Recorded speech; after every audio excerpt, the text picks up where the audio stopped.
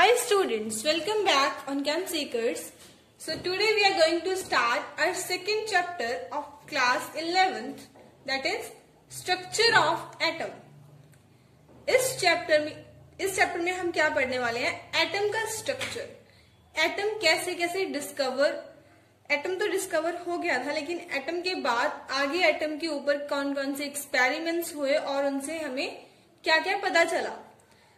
पुराने टाइम्स में क्या था, अर्लियर टाइम्स में 450 BC के टाइम पे एटम को कंसीडर किया जाता था एक नॉन डिविजिबल और अनकटेबल. तब बोला जाता था कि एटम को हम फर्दर छोटे पार्टिकल्स में डिवाइड नहीं कर सकते.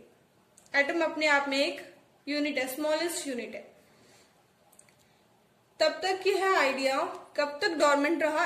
18th और 19th सेंचुरी के आने तक यह आइडिया डोरमेंट रहा. उसके बाद 19th सेंचुरी में साइंटिस्ट के द्वारा इस आइडिया को दोबारा से रिवाइव किया गया.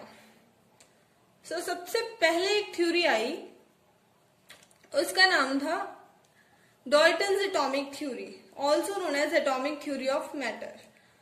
जिसे किसने दिया था? जॉहन डॉल्टन ने दिया था 1808 में. उनके अकॉर्डिंग एटम को एक अल्टीमेट पार्टिकल कंसीडर किया गया था मैटर का, कि जो मैटर है वो एटम से मिलके बना होता है, छोटे छोटे एटम से मिलके मैटर बना होता है.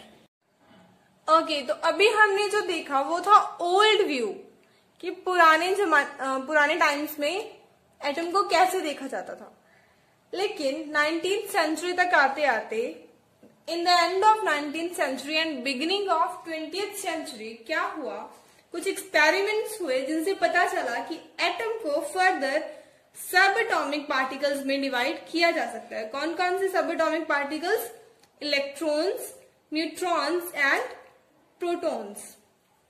उसके बाद साइंटिस्ट के सामने कुछ मेजर प्रॉब्लम्स थी. वो मेजर प्रॉब्लम्स क्या थी? फर्स्ट थी to account for the stability of atom after this discovery, कि वो एटम की स्टेबिलिटी को कैसे एक्सप्लेन करें इन सब एटॉमिक पार्टिकल्स की डिस्कवरी के बाद. सेकंड थी दो डिफरेंट एलिमेंट्स के बिहेवियर को कंपेयर करना, उनकी फिजिकल केमिकल प्रॉपर्टीज को कैसे कंपेयर करें एटॉमिक बेसिस पे. उसके बाद थी to explain the formation of different kind of molecules by the combination of different atoms, कि डिफरेंट एटम्स की कॉम्बिनेशन से डिफरेंट मॉलिक्यूल्स कैसे बनते हैं. और उसके बाद थी जो प्रॉब्लम, वो थी to understand the origin and nature of electromagnetic radiations absorbed and emitted by atoms. Atoms जो है कुछ इलेक्ट्रोमैग्नेटिक रेडिएशन को अब्सॉर्ब करते हैं और एमिट करते हैं.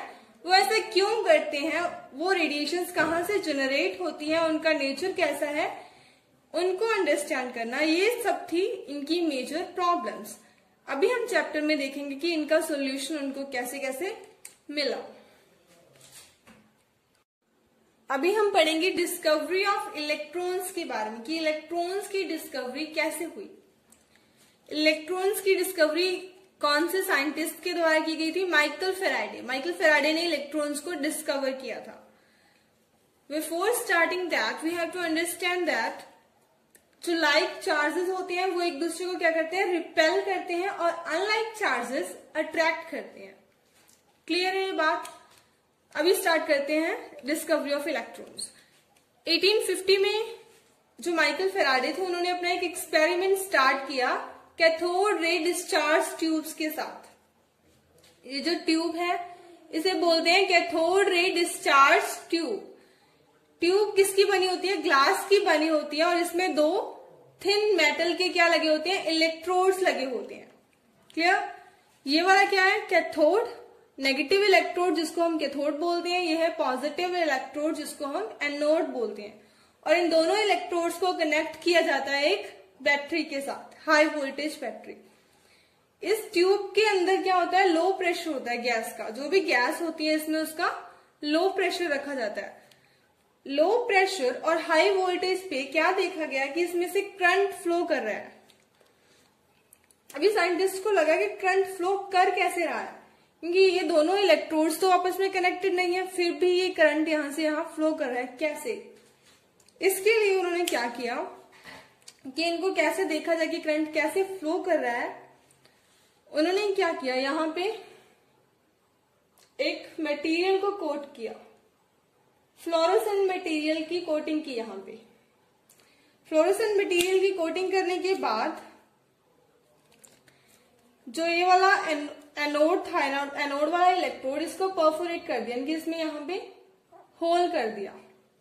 अब क्या था कि जो कैथोड रेज थी वो रेज ऐसे ऐसे पास करती थी। अगर करंट फ्लो कर रहा है तो ये रेज पास करेंगी और कुछ इसमें से जाके इससे टकराएंगी।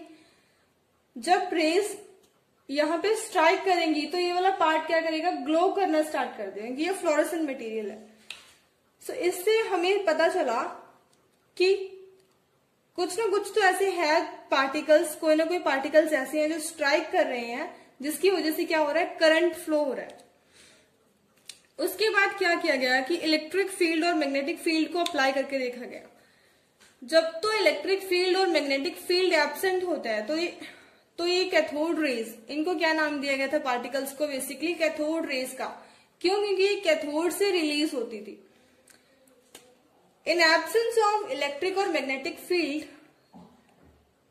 तो ये रेज कैसी थी, स्ट्रेट लाइन में ट्रेवल करती थी। लेकिन जब यहां पे इलेक्ट्रिक फील्ड अप्लाई किया गया तो देखा गया कि इन रेज में क्या होती है, डिफ्लेक्शन होती है। अभी डिफ्लेक्शन कैसे होती है, ऐसे अपने पाथ से ऐसे ऐसे डिफ्लेक्ट करती हैं। ये रेज कहां जा रही है, पॉजिटिव चार्ज के पास जा रही है। अगर ये पॉजिटिव चार्ज के पास जा रही है, इट मीन्स पॉजिटिव चार्ज से अट्रैक्ट हो रही है, तो it must be negatively charge. तो इन नेगेटिवली चार्ज रेस को, कैथोड रेस को ही क्या नाम दिया गया, इलेक्ट्रॉन का नाम दिया गया। So in this way electron was discovered. So ये थी सारी इलेक्ट्रॉन की डिस्कवरी। ओके, अभी हमने देखा कि एक्सपेरिमेंट कैसे कैसे किया गया था। अभी उस एक्सपेरिमेंट के रिजल्ट्स क्या क्या आए वो देखते हैं। Firstly, cathode rays starts from cathode and move towards anode. अभी हमने देखा कि जो कैथोड रेज ट्रेवल करती हैं, कैसे करती हैं, कैथोड से एनोड में जाती हैं। These rays are not visible. ये रेज हमें दिखती नहीं है, विजिबल नहीं होती है, बट इनका बिहेवियर जो होता है उसको हम ऑब्जर्व कर सकते हैं। कैसे? With the help of certain kind of fluorescent material. कि कुछ फ्लोरोसेंट मटेरियल लेंगे, उस फ्लोरोसेंट मटेरियल को ट्यूब के अंदर कोट करेंगे, उसके बाद जब रेज फ्लो करेंगी, उसे टकराएंगी, तो वो क्या करेगा, फ्लोरोसेंट मटेरियल ग्लो करेगा, जिससे हमें पता चलेगा कि रेज फ्लो कर रही है। In the absence of electric और मैग्नेटिक फील्ड, मैंने आपको बताया था कि जब इलेक्ट्रिक और मैग्नेटिक फील्ड नहीं होता तो ये रेज क्या करती हैं, स्ट्रेट लाइन में ट्रेवल करती हैं। लेकिन जैसे ही इलेक्ट्रिक और मैग्नेटिक फील्ड अप्लाई किया गया तो इनमें क्या होती है, कुछ डिफ्लेक्शन स्टार्ट हो जाती है, तो इनका बिहेवियर चेंज हो जाता है। कैसे बिहेव करती है, एज नेगेटिवली चार्ज पार्टिकल की जैसे वो बिहेव करती है। हेंस उनका नेम रखा गया इलेक्ट्रॉन्स। अभी क्या किया साइंटिस्ट ने, बाद में देखा कि कुछ इलेक्ट्रोड को चेंज किया जाए, कि उनको अलग अलग मेटल के इलेक्ट्रोड लगा के देखे।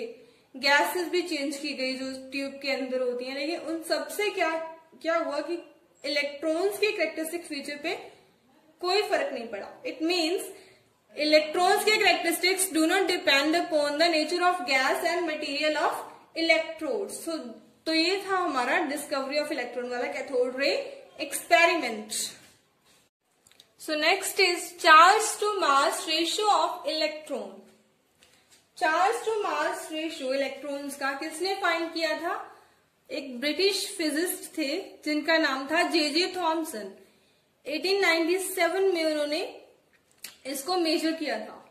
ही measured charge by mass ratio by applying electric and magnetic fields to the cathode ray tube.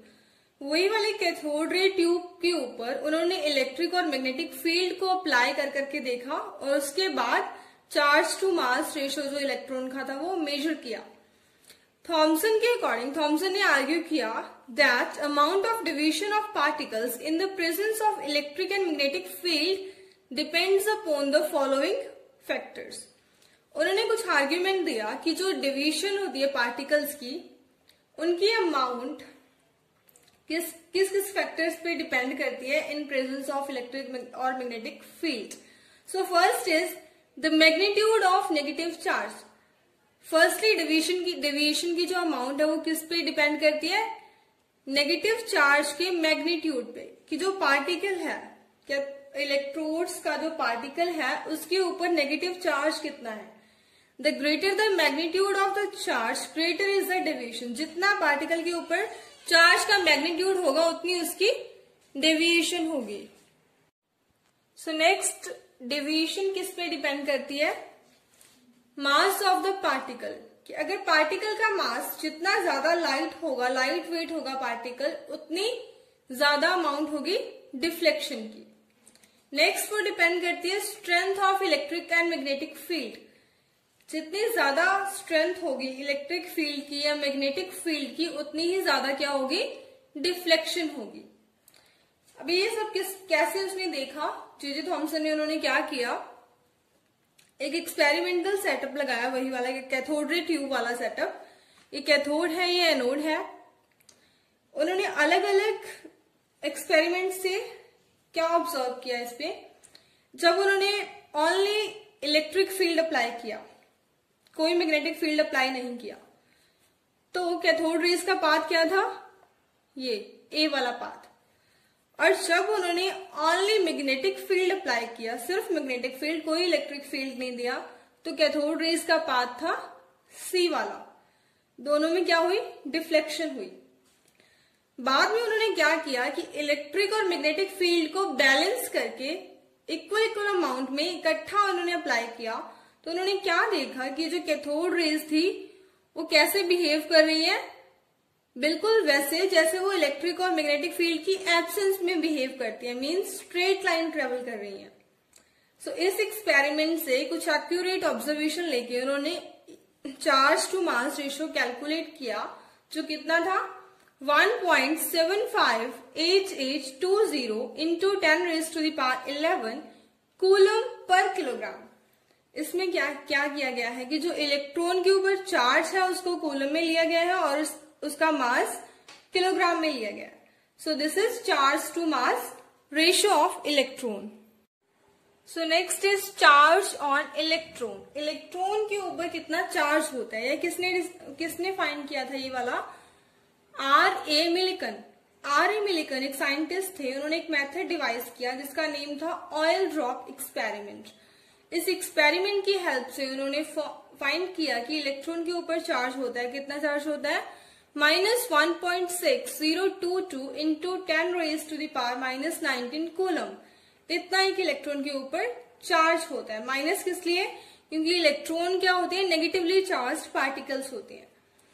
और अगर हमें चार्ज फाइंड कर लिया है, हमने चार्ज डेंसिटी फाइंड कर ली है, तो हम क्या फाइंड कर सकते हैं, मास ऑफ इलेक्ट्रॉन भी फाइंड कर सकते हैं। कैसे, mass of electron can be determined by combining it with the Thomson's charge to mass value. So mass of electron, charge on electron divide by charge to mass ratio.